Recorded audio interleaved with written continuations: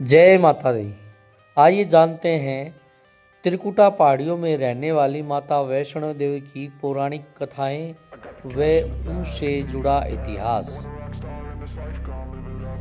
वैष्णो देवी का विश्व प्रसिद्ध और प्राचीन मंदिर भारतीय राज्य जम्मू और कश्मीर के जम्मू क्षेत्र में कटरा नगर के समीप की पहाड़ियों पर स्थित है।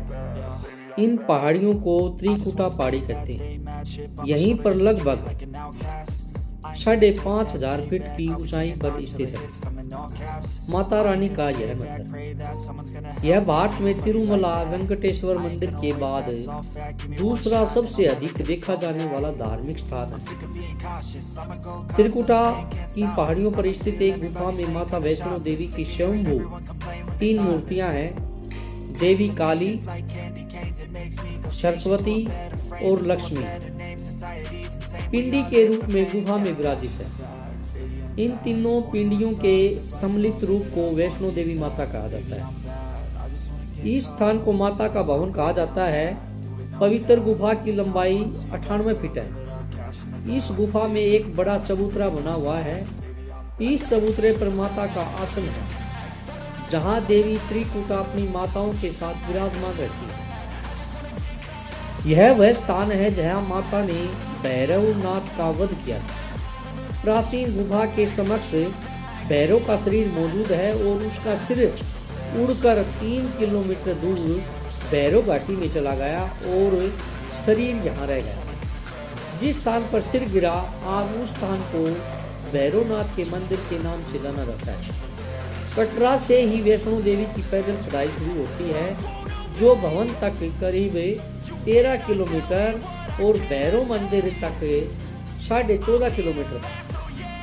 मंदिर की पौराणिक कथा के अनुसार मंदिर के संबंध में कई तरह की कथाएं प्रचलित हैं। एक बार त्रिकुटा की पहाड़ी पर एक सुंदर कन्या को देखकर भैरवनाथ उससे पकड़ने के लिए दौड़े। तब वह कन्या वायुपुत्र में बदलकर त्रिकुटा पर्वत की ओर उड़ चली। भैरवनाथ भी उनके पीछे पीछे भागे। माना जाता है कि तभी मां की रक्षा के लिए वहां पवन पुत्र हनुमान जी पहुंच गए। हनुमान जी को प्यास लगने पर माता ने उनके आग्रह पर धनुष से पहाड़ पर बाण चलाकर एक जल धारा निकाली और उस जल में अपने केश धोए। फिर वहीं एक गुफा में प्रवेश कर माता ने 9 माह तक तपस्या की और हनुमान जी ने पहरा दिया। फिर भैरवनाथ वहां आ धमके। उस दौरान एक साधु ने भैरवनाथ से कहा कि तू जिसे एक कन्या समझ रहा है वह आदि शक्ति जगदम्बा है, इसलिए उस महाशक्ति का पीछा छोड़ दे। भैरवनाथ ने साधु की बात नहीं मानी। तब माता गुफा की दूसरी ओर से मार्ग बनाकर बाहर निकल गई। यह गुफा आज भी अर्ध कुमारी या आदि कुमारी या गर्भ पूजन के नाम से प्रसिद्ध है। अर्ध कुमारी के पहले माता की चरण पादुका भी हैं। यह वह स्थान है जहां माता ने भागते भागते मुड़कर भैरवनाथ को देखा था। अंत में गुफा से बाहर निकलकर कन्या ने देवी का रूप धारण कर लिया और भैरवनाथ वापस जाने का कहकर फिर से गुफा में चली गई। लेकिन भैरवनाथ नहीं माना और गुफा में प्रवेश करने लगा। यह देखकर माता की गुफा कर पहरा दे रहे हनुमान जी ने उसे युद्ध के लिए ललकारा और दोनों का युद्ध हुआ। युद्ध का कोई अंत नहीं देखकर माता वैष्णो ने महाकाली का रूप लेकर भैरवनाथ का वध कर दिया। कहा जाता है कि अपने वध के बाद भैरवनाथ को अपनी भूल का पश्चाताप हुआ और उसने मां से अक्षमा दान की भीख मांगी। माता वैष्णो देवी जानती थी कि उन पर हमला करने के पीछे भैरव की प्रमुख मंशा मोक्ष प्राप्त करने की थी। तब उन्होंने न केवल भैरव को पुनर्जन्म के चक्कर से मुक्ति प्रदान की, बल्कि उसे वरदान देते हुए कहा कि मेरे दर्शन तब तक पूरे नहीं माने जाएंगे जब तक कोई भक्त मेरे बाद तुम्हारे दर्शन नहीं करेगा। सुनी पौराणिक कथा के अनुसार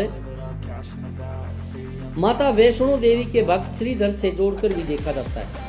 700 वर्षों से भी अधिक समय पहले कटरा से कुछ दूरी पर स्थित सांसाली गांव में मां वैष्णवी के परम भक्त श्रीधर रहते थे। वे निसंतान और गरीब थे, लेकिन वे सोचा करते थे कि कि एक दिन वे माता का भंडारा रखेंगे। एक दिन श्रीधर ने आसपास के सभी गांव वालों को प्रसाद ग्रहण करने का न्योता दिया और भंडारे वाले दिन श्रीधर अनुरोध करते हुए सभी के घर बारी बारी गए ताकि उन्हें खाना बनाने की सामग्री मिले और वह खाना बनाकर मेहमानों को भंडारे वाले दिन खिला सके। जितने लोगों ने उनकी मदद की वह काफ़ी नहीं थी क्योंकि मेहमान बहुत ज़्यादा थे। वह सोच रहे थे इतने कम सामान के साथ भंडारा कैसे होगा।